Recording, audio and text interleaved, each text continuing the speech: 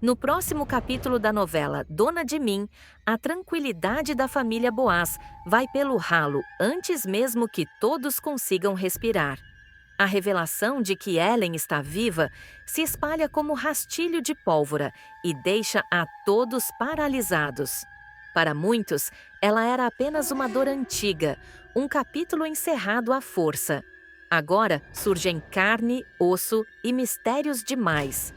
Antes de continuar, clique no botão de gostei, se inscreva no canal e comente qual é o seu personagem preferido da novela. Antes mesmo de qualquer explicação convincente, Léo e Samuel partem para o confronto. Eles não querem lágrimas nem abraços, exigem verdades. Onde Ellen esteve esse tempo todo? Por que sumiu sem deixar rastros? E o que pretende fazer agora que reapareceu? Ellen sente a pressão, encara os olhares desconfiados e sustenta o silêncio pelo tempo que consegue. O reencontro com Sofia acontece longe de plateia, quase como um refúgio. As duas se abraçam forte, sem palavras, tentando comprimir anos de ausência em poucos segundos. Sofia chora, dividida entre alívio e confusão. Ellen pede perdão, sabendo que nenhuma frase será suficiente para apagar o passado. Em busca de paz ou absolvição, Ellen procura Padre Paulo. Na confissão, deixa cair a armadura e admite que sempre amou Sofia. Diz que todas as escolhas erradas nasceram do medo e da tentativa desesperada de protegê-la. Enquanto isso, outras tramas se movem. Danilo observa Filipa à distância, visivelmente encantado com a firmeza da jovem.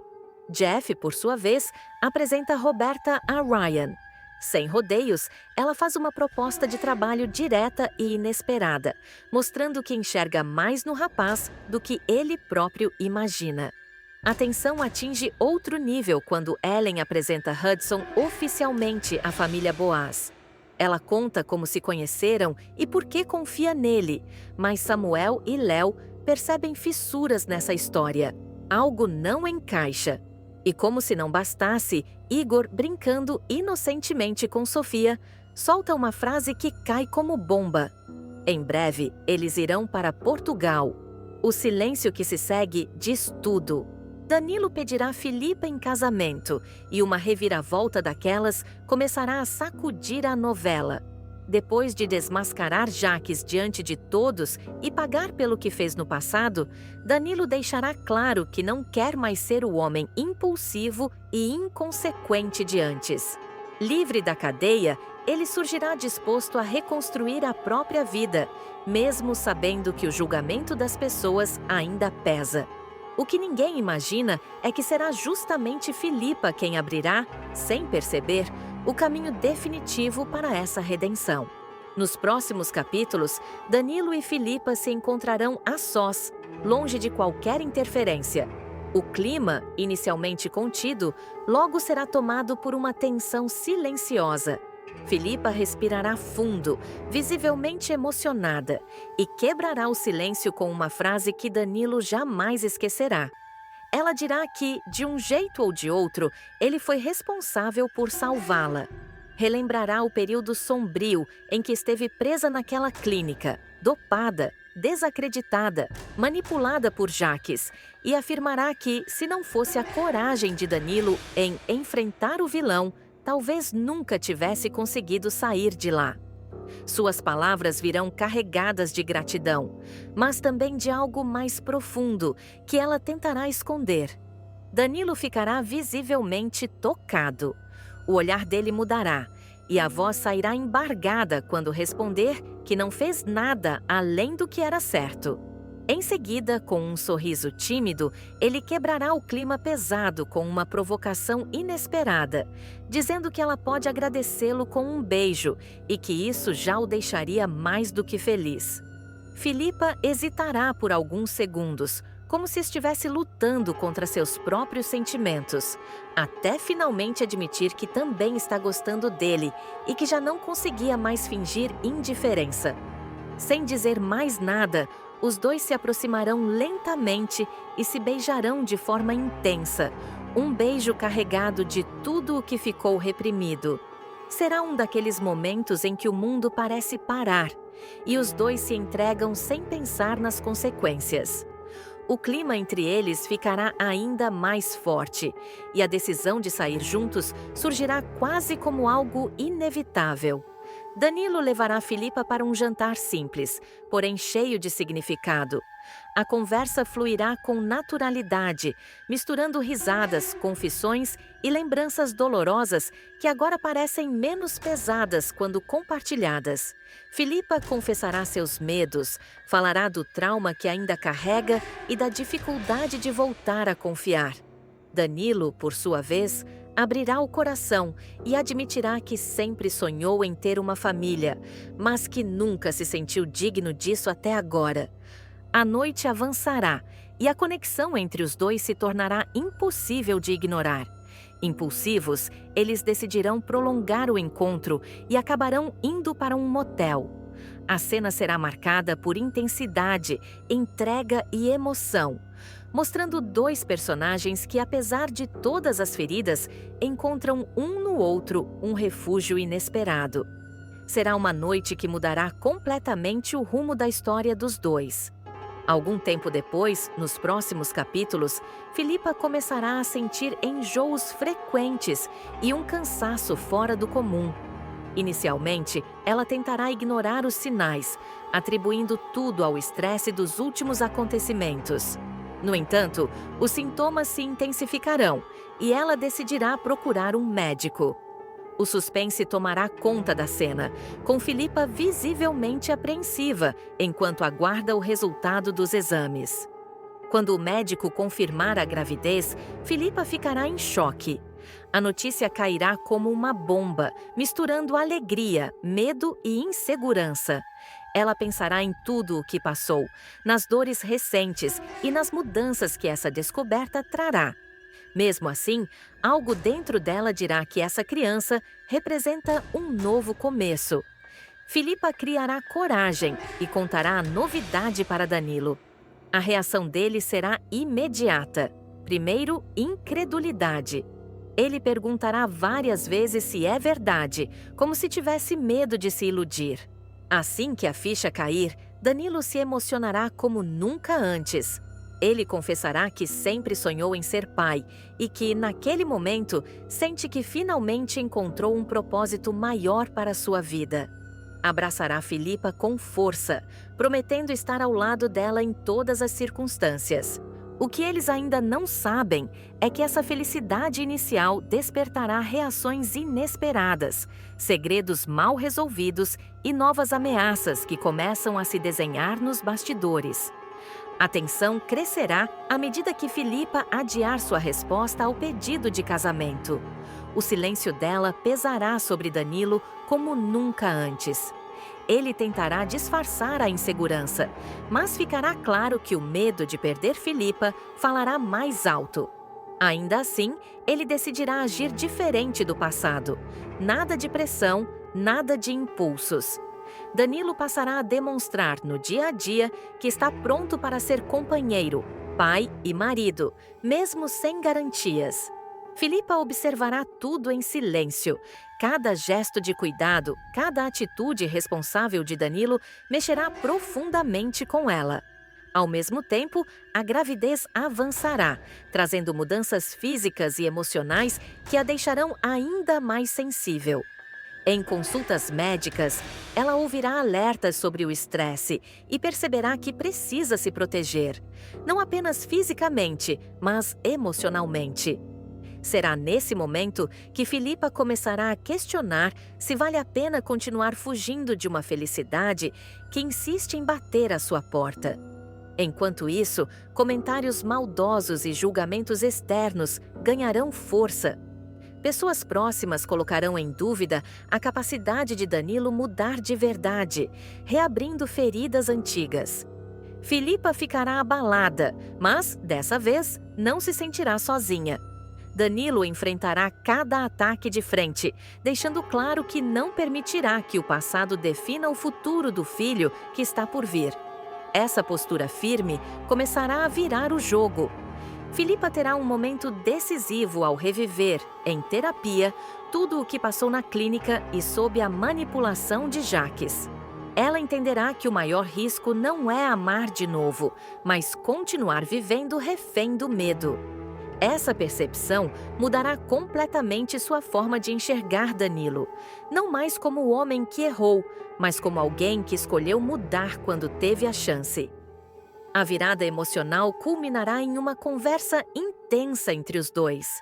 Filipa, emocionada, confessará que tem pavor de repetir padrões, de se perder novamente e de machucar o filho. Danilo responderá com sinceridade crua, admitindo que não é perfeito, mas que está disposto a aprender todos os dias, inclusive a errar e corrigir se for preciso. Será um diálogo maduro, sem promessas vazias. Filipa finalmente tomará uma decisão que mudará o rumo da trama. Ela deixará claro que não quer um conto de fadas, mas uma parceria real, construída passo a passo. A resposta dela ao pedido de casamento não virá como um simples sim imediato, mas como um compromisso de tentar, de confiar e de construir algo novo, por ela, por Danilo e, principalmente, pelo filho que está a caminho. A gravidez deixará de ser apenas uma surpresa e passará a simbolizar um renascimento. Para Filipa, a chance de reescrever sua história sem medo. Para Danilo, a prova de que a redenção não se diz, se vive. Samuel vai se ver frente a frente com Jacques mais uma vez, mas qualquer resquício de medo, hesitação ou cautela ficará no passado. O encontro acontecerá em um ambiente público, cercado de olhares curiosos, cochichos tensos e celulares discretamente apontados. Samuel não estará ali para negociar, implorar ou fugir. Ele estará ali para esmagar o vilão com palavras, verdades e uma revelação que ninguém imagina. Assim que cruza o olhar com Jacques, Samuel não desvia. Pelo contrário, caminha firme para bem perto e deixa claro que aquele jogo acabou. O vilão tenta manter a pose, solta um sorriso debochado, mas a segurança desaparece quando percebe que Samuel não está sozinho. Pessoas importantes estão por perto, inclusive autoridades, familiares e aliados, que Jacques sempre acreditou controlar. Samuel então começa a falar, alto o suficiente para todos ouvirem. Ele lembra cada golpe, cada mentira, cada ameaça feita nos bastidores. Joga na cara de Jacques, que nunca foi enganado de verdade, que sempre soube que o vilão deixava rastros por onde passava. Você sempre achou que era o mais inteligente da sala, dispara Samuel, sem baixar o tom. Mas o teu erro foi achar que ninguém estava observando. A humilhação é cirúrgica. Samuel expõe manobras financeiras, acordos sujos, documentos forjados e alianças feitas na calada da noite. Jacques tenta interromper, grita que tudo aquilo é mentira, mas ninguém mais acredita. A cada nova frase, o vilão perde terreno, perde aliados, perde a aura de poder que construiu durante anos. É nesse momento que Samuel solta a bomba que muda tudo. Ele respira fundo, encara Jacques mais uma vez e diz, com todas as letras, que a maior mentira da vida do vilão não está nos crimes, está na própria origem. O burburinho toma conta do ambiente. Jacques congela. Ele manda Samuel calar a boca, visivelmente nervoso, como alguém que acaba de ouvir o nome de um segredo que jamais deveria vir à tona. E então Rosa entra em cena. Abalada, com o olhar carregado de lembranças que tentou apagar durante décadas, Rosa percebe que não há mais como fugir. O passado bate à porta e, dessa vez, não aceita silêncio como resposta. Ela pede a palavra, mesmo tremendo, e o ambiente mergulha num silêncio pesado. Rosa começa dizendo que guardou aquela verdade para proteger a si mesma e também para tentar conter o monstro que Jacques se tornou. Ela confessa que ele não é seu filho biológico. Conta que a adoção foi feita às pressas, em circunstâncias que jamais foram esclarecidas por completo, e que desde então ela viveu com medo do que aconteceria se a verdade viesse à tona. Jacques explode, grita, nega, acusa Rosa de traição, diz que aquilo é uma armação de Samuel. Mas Rosa segue, firme como nunca esteve. Ela afirma que não existe herança, não existe direito, não existe vínculo legal que sustente qualquer reivindicação do vilão. Você nunca foi quem dizia ser, declara, com a voz embargada, mas decidida. Samuel aproveita o impacto e completa. Jacques não terá ninguém para defendê-lo. Nenhum advogado aceitou o caso depois das provas reunidas. Nenhuma influência resistiu ao peso das denúncias internacionais que agora recaem sobre ele. O cerco se fecha de vez quando é revelado que existe um pedido formal de extradição. As autoridades confirmam. Jacques será transferido para os Estados Unidos, onde responderá por crimes ainda mais graves, ligados a esquemas internacionais. Lá, a pena não será branda. Fala-se em prisão perpétua, um destino sem retorno, sem acordos, sem privilégios. Jacques, acuado, tenta barganhar, promete revelar segredos, ameaça destruir vidas, mas ninguém mais treme. Ele é algemado diante de todos, enquanto Samuel observa em silêncio. Não com satisfação, mas com a sensação de que uma ferida antiga finalmente começou a cicatrizar. Rosa chora, não apenas pelo homem que Jacques se tornou, mas pelos anos que viveu prisioneira de uma mentira. Samuel se aproxima dela num gesto contido, mostrando que o fim daquele ciclo também representa um recomeço. Enquanto Jacques é levado, ele ainda tenta lançar seu último veneno, jurando vingança, dizendo que aquilo não vai ficar assim. Mas suas palavras ecoam vazias. Pela primeira vez, o vilão não controla a narrativa. E nos próximos capítulos, as consequências dessa revelação prometem abalar alianças, expor novos segredos do passado e colocar outros personagens no centro de um jogo que ainda está longe de terminar. O impacto da queda de Jacques continuará se espalhando como uma onda de choque, atingindo personagens que jamais imaginaram ser afetados por aquela verdade enterrada por décadas. Após a saída do vilão algemado, o ambiente permanece em estado de suspensão. Ninguém sabe exatamente como reagir. O silêncio pesa mais do que qualquer grito.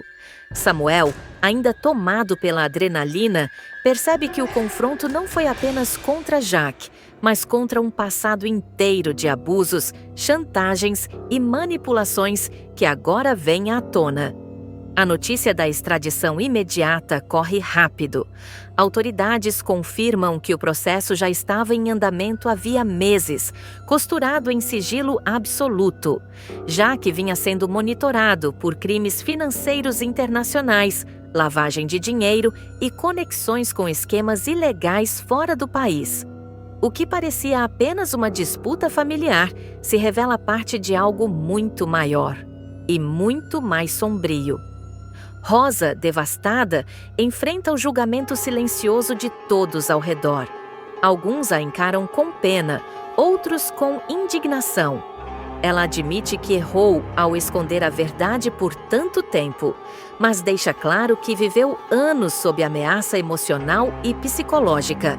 A revelação de que Jacques não era seu filho biológico explica atitudes do passado que sempre pareceram incoerentes, frias ou até cruéis. Samuel, por sua vez, passa a ser pressionado. Pessoas se aproximam, querendo respostas, querendo detalhes, querendo saber desde quando ele sabia de tudo. Ele não se esquiva. Afirma que desconfiava, que juntou peças ao longo dos anos e que só esperou o momento certo para derrubar Jacques de uma vez, sem margem para retorno. Enquanto isso, Jacques chega ao presídio provisório, já sob custódia internacional. Ali, longe das câmeras e do público, o vilão finalmente perde o controle. Ele surta, quebra objetos, grita nomes do passado, acusa Rosa, Samuel e até pessoas que nunca tiveram ligação direta com sua queda. Pela primeira vez, ele entende que não há plano B. Nos bastidores, documentos começam a aparecer. Contas bloqueadas. Empresas ligadas a Jacques entram em colapso. Antigos aliados se apressam em negar qualquer proximidade. Outros tentam acordos para salvar a própria pele. Segredos que Jacques mantinha guardados começam a ameaçar vir à tona, colocando novas figuras no centro do furacão. Samuel percebe que, ao desmascarar Jacques, abriu uma caixa de Pandora. Ele vence a batalha, mas a guerra deixa marcas. Pessoas próximas passam a temer represálias, mesmo com o vilão fora do país. A pergunta que ecoa é simples e inquietante. Jacques agiu sozinho? Rosa, isolada, decide colaborar com as autoridades. Ela entrega papéis antigos, registros de adoção, cartas nunca enviadas e relatos que podem comprometer mais gente do que se imagina. Cada nova informação reacende tensões e muda alianças. E enquanto o avião que levará Jacques para os Estados Unidos se prepara para decolar, uma última cena chama a atenção. O vilão, algemado, encara o vazio pela pequena janela, com um olhar que mistura ódio, derrota e algo ainda mais perigoso. A certeza de que suas verdades não morreram com ele. A prisão de Jacques não será o fim, será apenas o início de uma nova sequência de revelações capazes de mudar destinos, destruir reputações e colocar Samuel diante de escolhas que jamais imaginou ter que fazer. Philippa vai deixar claro que paciência tem limite, e o dela já estourou faz tempo.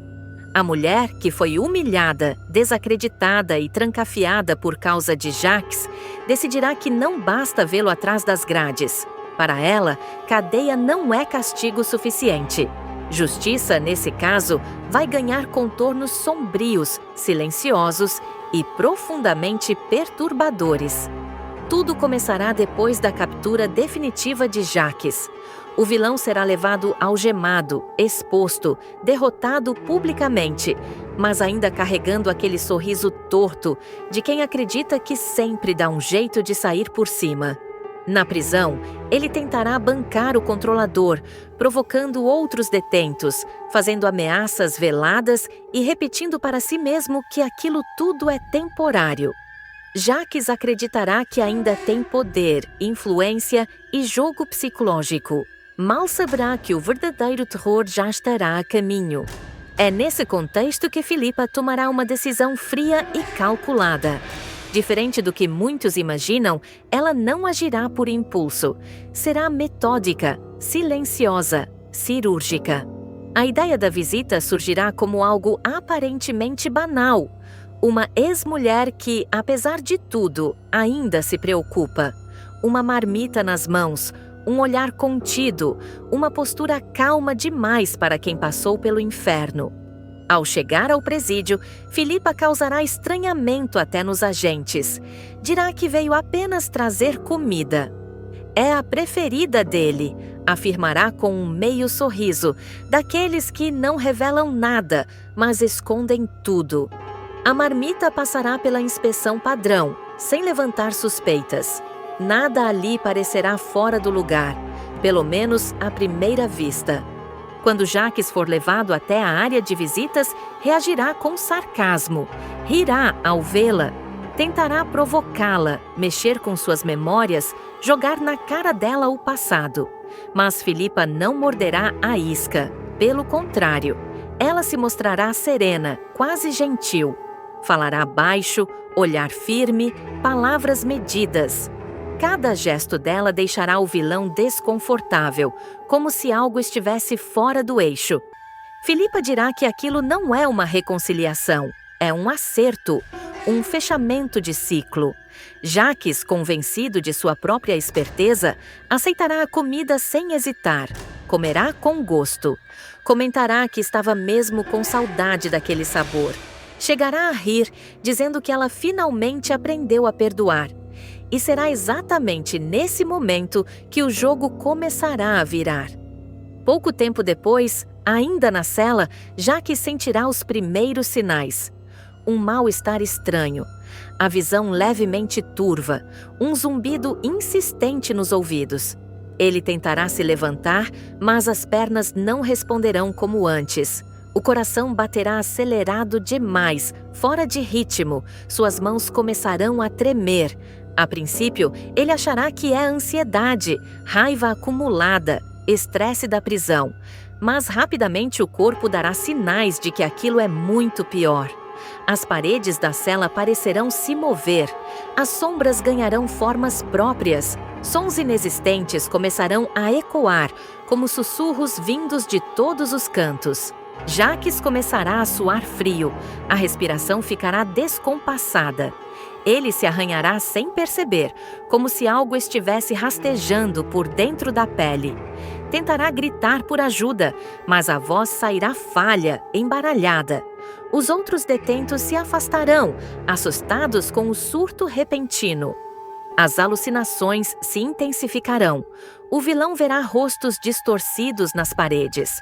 Ouvirá risadas que não existem. Sentirá cheiros que remetem ao passado, misturados com imagens desconexas. Em desespero, Jacques se jogará no chão da cela, se debatendo, batendo a cabeça, como alguém completamente fora de si. Os agentes penitenciários tentarão contê-lo, mas ele já estará em outro lugar. Um lugar escuro, fragmentado, onde a lógica não funciona. A mente de Jacques começará a se partir em pedaços. Com o passar das horas, o efeito se tornará ainda mais devastador. Jacques não conseguirá mais reconhecer onde está. Confundirá dia com noite, pessoas com fantasmas, presente com passado. Ele perguntará repetidamente quem é, onde está, por que está ali. Não se lembrará do próprio nome, muito menos da mãe, dos sobrinhos ou de qualquer laço que um dia teve. A identidade dele começará a desaparecer como areia, escorrendo pelos dedos. E é então que Abel surgirá. Nos delírios de Jacques, Abel aparecerá primeiro de longe, como uma silhueta. Depois, cada vez mais próximo. O rosto sério, o olhar fixo, a voz calma e ameaçadora. Abel o chamará pelo nome, repetidas vezes, dizendo que ele não pode fugir, que a conta chegou, que o tempo acabou. Jacques tentará tapar os ouvidos, mas a voz continuará ecoando dentro da cabeça. Abel dirá que está esperando, que vai buscá-lo, que aquilo é só o começo. Em meio aos surtos, Jacques chorará, implorará, pedirá perdão para alguém que não está ali de verdade, mas que para ele será mais real do que nunca. Enquanto isso, Filipa, do lado de fora, seguirá sua vida com uma frieza assustadora, sem escândalo, sem confissão, sem deixar rastros, apenas com a certeza de que devolveu tudo aquilo que recebeu, multiplicado. O estado de Jacques vai se agravar de forma irreversível. Já não se tratará apenas de um surto isolado. O vilão passará a viver em um estado constante de confusão, alternando momentos de silêncio absoluto com crises violentas. Na cela, ele ficará encolhido em um canto, murmurando frases sem sentido, repetindo nomes desconexos, como se tentasse montar um quebra-cabeça impossível dentro da própria cabeça. Os outros detentos começarão a evitá-lo. Alguns dirão que ele está possuído, outros que enlouqueceu de vez. Os agentes penitenciários registrarão ocorrências atrás de ocorrências. Jacques passará a acordar gritando no meio da noite, chamando por pessoas que já não reconhece conscientemente, mas que seguem presas em algum lugar profundo da mente despedaçada.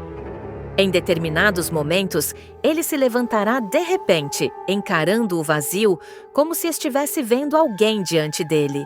Apontará para a parede, afirmando que Abel está ali, esperando, sorrindo. Dirá que Abel prometeu voltar, que disse que ainda falta pouco, que o tempo dele está acabando. O pânico será tão real que Jacques implorará para ser transferido, isolado, medicado. Qualquer coisa que o faça parar de ver e ouvir aquilo que ninguém mais vê. Os médicos da prisão serão chamados. Avaliações psicológicas indicarão um quadro gravíssimo de ruptura mental. Jacques não responderá às perguntas básicas. Não saberá informar idade, nome completo ou passado recente. Ao ser confrontado com fotos da própria família, não demonstrará qualquer reação. Olhará as imagens como se fossem de estranhos. Em certos momentos, rirá sem motivo. Em outros, chorará de forma convulsiva. O processo judicial sofrerá reviravoltas. Sem condições mentais de acompanhar audiências, Jacques perderá completamente o controle da própria defesa. Advogados abandonarão o caso. O juiz determinará avaliações constantes, enquanto a reputação do vilão desmorona não apenas como criminoso, mas como alguém que deixou de existir enquanto pessoa consciente. Philippa acompanhará tudo à distância. Receberá notícias fragmentadas, comentários, boatos. Em nenhum momento demonstrará arrependimento. Pelo contrário, cada informação confirmará que o plano funcionou exatamente como ela previu. Para ela, Jacques não está pagando com o corpo, mas com aquilo que mais valorizava: a mente, o controle, o poder psicológico sobre os outros. Dentro da cela, Jacques passará a viver quase exclusivamente nos delírios. Abel surgirá com mais frequência, não mais apenas como ameaça, mas como presença constante. Em alguns momentos, Abel ficará em silêncio, apenas observando. Em outros, falará que tudo aquilo poderia ter sido evitado, que as escolhas levaram até ali, que não existe fuga quando a consciência cobra. Jacques tentará discutir, negar, fugir, mas o cenário sempre se repetirá. Grade se fechando, parede se aproximando, a sensação de estar preso dentro da própria cabeça. Ele baterá contra o próprio peito, como se quisesse arrancar algo de dentro. Gritará que quer acordar. Perguntará se aquilo é um sonho, e Abel responderá que não. Com o passar do tempo, Jacques deixará até de reagir.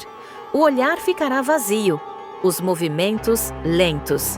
A identidade completamente apagada. O homem que aterrorizou tanta gente se tornará apenas uma sombra, um corpo presente e uma mente ausente, preso em um looping eterno de culpa, medo e alucinação. Samuel se desespera após nova disputa pela guarda de Sofia. Samuel vai sentir o chão abrir sob seus pés. O rapaz, que acreditava finalmente viver um momento de estabilidade ao lado de Sofia, verá tudo virar fumaça quando um fantasma do passado, não tão morto quanto todos pensavam, voltar exigindo aquilo que ele mais ama. A reviravolta começa quando Ellen ressurge das cinzas, reaparece no Rio de Janeiro e se coloca no centro da mesa de guerra que envolve a família Boaz. A moça, antes dada como morta, chega acompanhada de Hudson, o parceiro que conheceu no período em que forjou sua própria morte. O retorno causa alvoroço, choque e um misto de curiosidade e desconfiança. Mas o turbilhão só está começando. Assim que pisa na cidade, Ellen decide se aproximar de Sofia. A menina, sem entender o peso da situação, acolhe a presença da mãe com um misto de confusão e encantamento. Ellen se mostra gentil, afetuosa, cuidadosa, quase convincente. Mas Sofia ainda sente algo estranho, como se aquela figura sorridente carregasse sombras que ninguém vê. Hudson, por outro lado, mantém uma postura calculada. Ele observa tudo de longe, mede palavras, avalia expressões e registra mentalmente qualquer detalhe que possa servir no plano que está arquiteto para o futuro. E o pior, ele age sem que Ellen perceba até onde vai a ambição dele.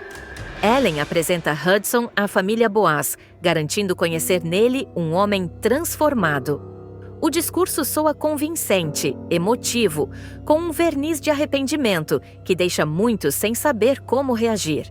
Mas os mais atentos Leona, Vivian, até mesmo Sofia, captam que aquele reencontro tem algo de teatral demais.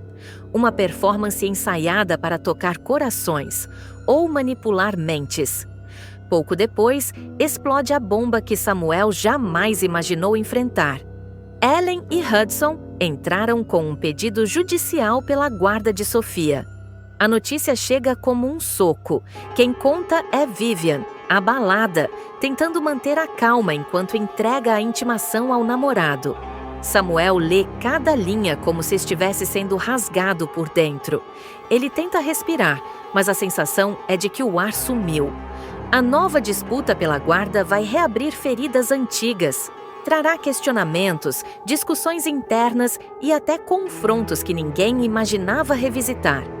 Vivian tenta sustentá-lo, segura suas mãos, promete lutar ao lado dele. Mas, por dentro, ela teme que a batalha seja brutal demais até para eles dois. O medo de perder Sofia é tão grande que chega a estremecer a relação do casal.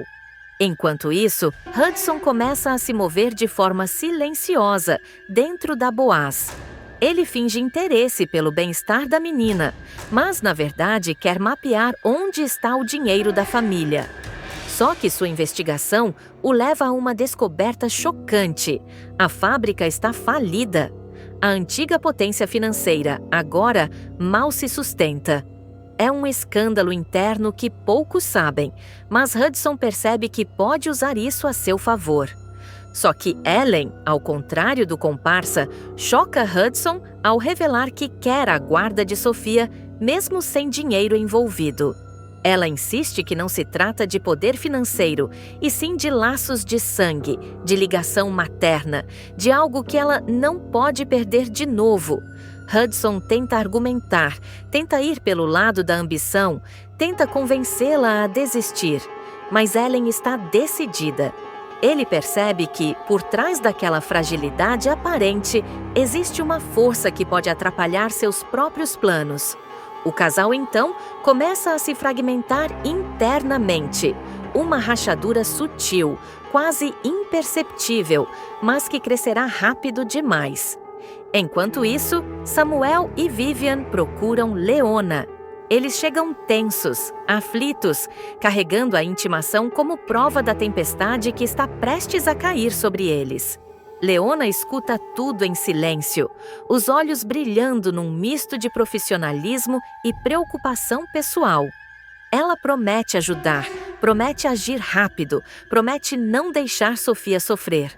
Mas o que ninguém percebe ainda é que essa situação vai mexer profundamente com Léo, que sempre teve um carinho especial por Samuel. A notícia de que Ellen está exigindo a guarda reacende nele uma urgência protetora e uma proximidade inesperada. Essa aproximação, é claro, não passa despercebida por Vivian, que começa a sentir um ciúme corrosivo, intenso, fora de controle. Ela observa o namorado e o advogado conversando demais, trocando olhares sérios demais, dividindo angústias profundas demais. Samuel, fragilizado, vira o centro de uma teia emocional que envolve amor, posse, proteção e um passado mal resolvido. A batalha judicial está só começando, mas os estragos afetivos já começam a se espalhar. E ninguém parece preparado para o que vem. A notícia da disputa judicial se espalhará rápido dentro da mansão Boaz, criando um clima de guerra silenciosa que todos percebem, mas ninguém sabe ao certo como enfrentar. Cada membro da família reage de um jeito. Leona se fecha, revisando documentos. Vivian anda de um lado para o outro com o olhar perdido. Samuel tenta se manter firme, mas o medo volta a corroê-lo, como da primeira vez em que Ellen desapareceu sem avisar. Sofia, mesmo sem entender completamente o que está acontecendo, sente a tensão no ar. Ela pergunta a Samuel por que a mãe está tão diferente, por que Hudson aparece em todos os encontros, por que as pessoas cochicham seu nome pelos corredores. Samuel tenta proteger a menina com respostas curtas, mas Sofia, tão sensível quanto a avó Rosa, percebe que algo grande está prestes a acontecer. Ellen, por sua vez, começa a agir como se já tivesse vencido a disputa antes mesmo de começar. Ela se apresenta à sociedade, se reconecta com conhecidos, visita lugares antigos, sempre com Hudson por perto, monitorando cada passo. Mas há momentos em que ela escapa dele, momentos em que parece sinceramente arrependida pela vida que levou. Momentos em que olha para Sofia como se estivesse tentando recuperar anos que nunca voltam. O problema é que Ellen carrega culpas profundas e segredos ainda mais perigosos. Um deles envolve justamente a escolha de ter se afastado da própria filha. Uma escolha que não foi tão voluntária quanto todos pensam. E é esse detalhe obscuro, enterrado nas sombras do passado, que pode virar a narrativa de cabeça para baixo quando vier à tona. Hudson percebe que Ellen está emocionalmente instável, movida por impulsos que podem comprometer tudo. Por isso, ele pressiona, manipula, tenta conduzi-la como quem segura um cavalo bravo pela rédea. Ele convence Ellen a marcar encontros com assistentes sociais, a montar um discurso convincente, a chorar na frente das câmeras quando necessário. Para Hudson, tudo é estratégia. Para Ellen, tudo é dor tentando virar redenção. A pressão aumenta quando Leona decide entrar de cabeça no caso. A ela mergulha em documentos, rastreia registros antigos, coleta provas da negligência de Ellen no passado. E quanto mais ela avança, mais percebe que a história é muito maior que uma simples disputa judicial. Algo não fecha. As datas, os deslocamentos, as movimentações financeiras, nada combina com o que Ellen contou ao reaparecer. Há pistas soltas demais, mentiras demais, e Leona sente que, se puxar o fio certo, desmancha um tapete inteiro. Mas esse envolvimento profundo de Leona com o caso mexe no eixo emocional de Vivian. A jovem começa a perceber que Samuel confia em Leona de maneira quase cega, quase orgânica, como se ela fosse a única pessoa capaz de salvá-lo desse desastre. Os ciúmes que antes eram silenciosos se transformam em explosões contidas, comentários atravessados, olhares longos demais. E isso abala Samuel justamente no momento em que ele mais precisa de estabilidade. Hudson, que não é bobo, percebe essa rachadura emocional e começa a usá-la como arma. Ele semeia boatos discretos, insinuações jogadas ao vento, pequenas conversas com pessoas influenciáveis da família. Ele sabe que, fragilizando Vivian e Samuel, pode enfraquecer a defesa. E se a defesa rui, a guarda de Sofia escorrega pelos dedos de Samuel como água. Enquanto isso, Samuel começa a ter pesadelos. Sonha com Ellen levando Sofia embora, com portas se fechando, com gritos que ninguém escuta. Sonha com a menina chamando por ele e desaparecendo na neblina. Acorda suado, trêmulo, sem conseguir voltar a dormir. Ele tenta esconder isso, mas sua exaustão cresce a cada dia. É o tipo de desgaste emocional que Ellen conhece bem e sabe exatamente como explorar.